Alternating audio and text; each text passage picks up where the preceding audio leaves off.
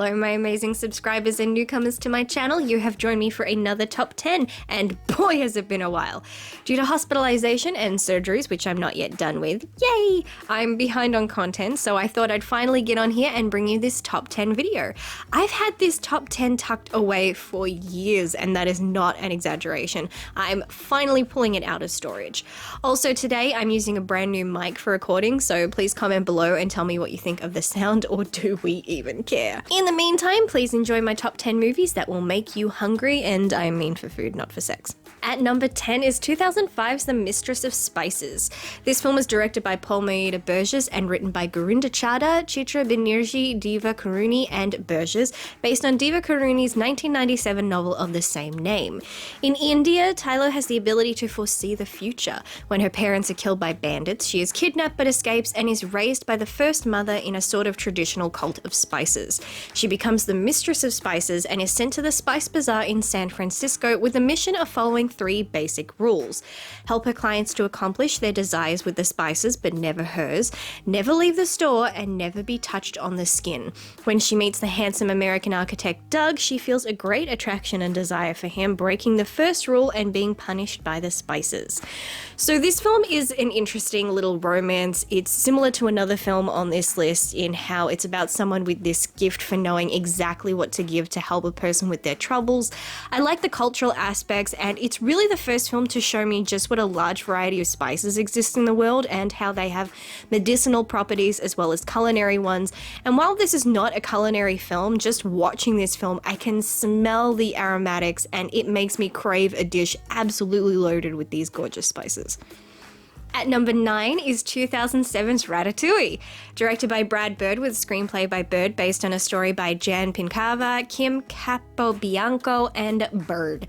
This Pixar animated film is about a rat who can cook and makes an unusual alliance with a young kitchen worker at a famous restaurant. There is so much to love about this film. The story, the animation, the characters, the music, the setting, like it's all just wonderful. But for me, the biggest selling point is the food. Not even who's cooking it, but just the food itself. I love the scenes watching everyone eating, taste testing, and cooking, and I love how the animators managed to make all the dishes in this film look absolutely mouth-watering. I've seen professional chefs recreate these dishes, and it doesn't look nearly as appetizing as it does in this film. It's hard to find anyone who hasn't seen this, but oh boy, that rat can cook. Also, I've still never eaten Ratatouille. At number 8 is 2014's The 100-Foot Journey, directed by Lasse Hallström and written by Stephen Knight, based on Richard C. Maurice's 2010 novel of the same name. It follows the Kadam family who leaves India for France, where they open a restaurant directly across the road from Madame Melrory's Michelin-starred eatery. There is a lot of culture in this film, but we're here to talk about the food. This film puts emphasis on how food is rooted in culture and how significant food is and how the right flavors when combined can create an out-of-this-world experience. But I love that it also features characters who have a genuine love and respect for food, especially following one character who is on this journey of culinary self-discovery where he wants people to experience the joys of food the world has to offer. There's so much to take in about this lovely film, but my god, the dishes themselves look absolutely gorgeous, almost too pretty to eat.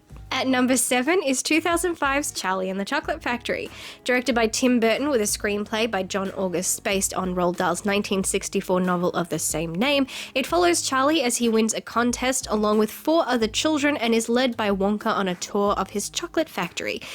Admittedly, this version is not my favorite, despite the amazing cast and my love for Burton, but what I do love about this film is when we get to see these depictions and descriptions of the amazing and delicious confections that Wonka creates, from ice cream that never melts to gum that never loses its flavor.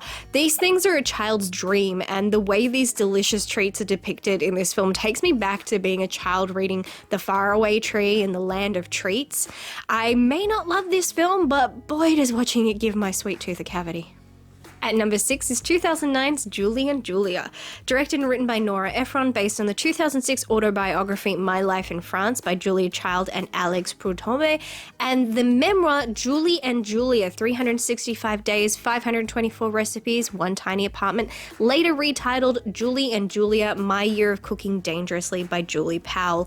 The film contrasts the life of chef Julia Child in the early years of her culinary career with the life of young New Yorker Julie Powell, who aspires to cook all 524 recipes in Child's cookbook in 365 days, a challenge she described on her popular blog that made her a published author. Sadly, this was the last film Nora Ephron made before passing away in 2012. I think it was a lovely light film that was able to tell the stories of two different people but intertwine them nicely through this one common element, which is Julia Child's recipes. This film has food at the center of everything. One woman wishing to learn the art of French cuisine and another who wants to learn from what she learned. We get to see so many of Julia's recipes come to life and also see a lot of what inspired them or their origins. While sometimes we only get brief glimpses, you still don't want to watch this on an empty stomach because you will be wanting to run to the kitchen and try out some of these recipes yourself when it's done. At number 5 is 2011's Jiro Dreams of Sushi. Directed by David Gelb, this is a Japanese language American documentary and the first documentary to feature in one of my top 10s. Look at me, mama, I'm growing. So this documentary follows Jiro Ono, an 85-year-old sushi master and owner of Sukiyabashi Jiro, a Michelin 3-star restaurant. Sukiyabashi Jiro is a 10-seat sushi-only restaurant located in a Tokyo subway station. Jiro Ono serves a tasting menu of roughly 20 courses for a minimum of 43,000 yen, which is 400 US dollars, which is close to 600 Australian dollars, and I'm not converting it into every currency in the world. You have to go look it up yourself. So back in the day, I actually hated sushi, especially the smell, and one day I was out with my brother and we got sushi and I suddenly had this overwhelming craving for sushi, like pregnancy level craving, but without the pregnancy. So I got some, ate it, loved it, and I never looked back. If you love sushi, not only will this documentary make you starving, but it will make your jaw drop. This takes you through the art that is sushi, the training to become a master, the different types. It's more than just food. It's a way of life and a culture. Watching this will make you want to run out and eat sushi. And I don't mean gas station sushi. I mean finding a 5-star Japanese restaurant in your city and ordering off the degustation menu. At number 4 is 1999's Simply Irresistible. Directed by Mark Torlov and written by Judith Roberts, it sees a terrible chef's culinary skills reach new heights after she comes into contact with a magical crab who also leads her towards the man of her dreams. I'm aware of how stupid this movie sounds. Trust me, it's incredibly stupid, but I really enjoy it. And if you want to hear my full thoughts on it, you can check out the romance episode of my Switch Movies podcast with Ben Goddard, where we talk all about this film. But film critiques aside, it is on this list because, my God, this film makes me hungry.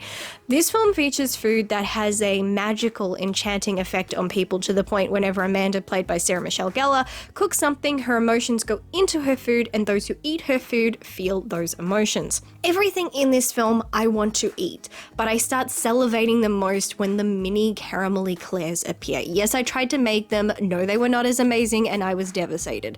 Super dumb, goofy movie, but amazingly delicious magical food.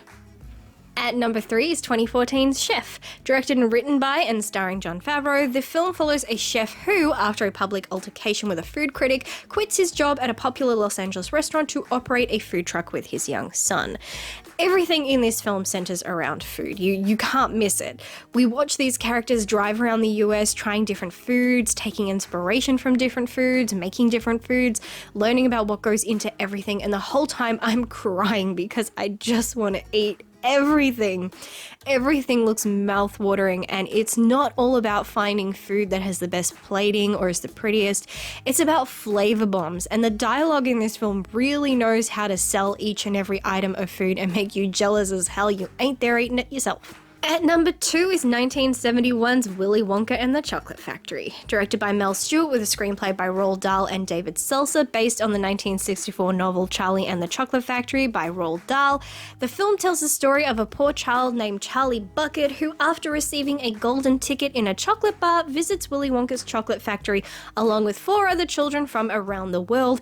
Yes, the story appears twice on this list because why the hell not? But it's second place because this was the OG film to make me hungry every time I watched it and is superior to Burton's, in my opinion. A river made of chocolate, flowers that are edible teacups, gummy bears growing on trees, lollipop flowers, soda that makes you float, candy, leaves, and grass. Everything about this film, and especially the prop design, makes everything look absolutely amazing. Even the opening of the film where a swarm of children are eating free candy in a candy store, eating chocolates and edible stickers. It's the child's greatest fantasy.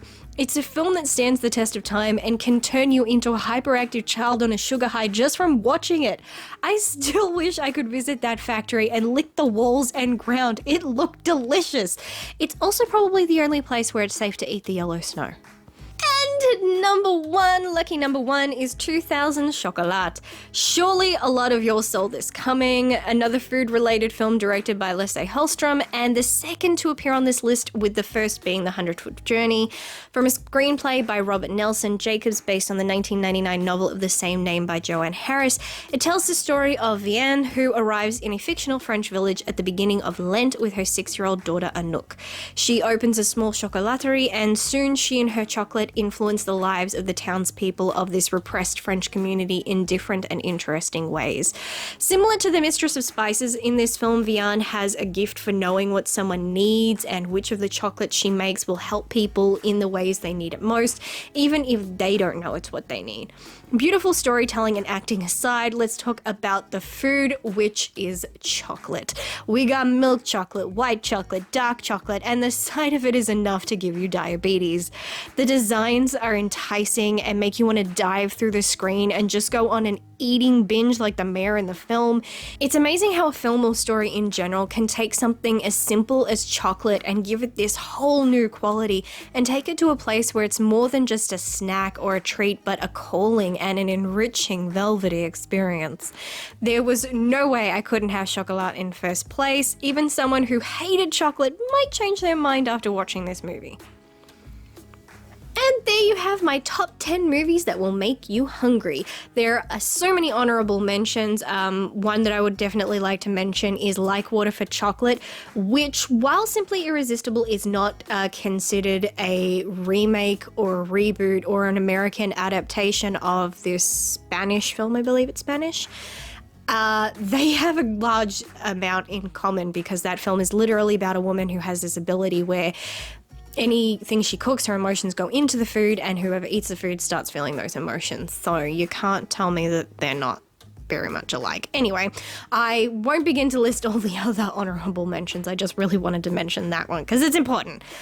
But I can tell you, I now have a strong desire to go to a candy store or at least raid the confectionery aisle of the supermarket. So while I go do that, please give this video a thumbs up if you enjoyed it. If you are new, please consider subscribing for future top 10s, and be sure to comment down below. Tell me if the films I mentioned today make you hungry, and share some films that you love that make you hungry also. That's it for now. Thank you as always to my amazing patrons, and I will catch you guys in the next one. Bye.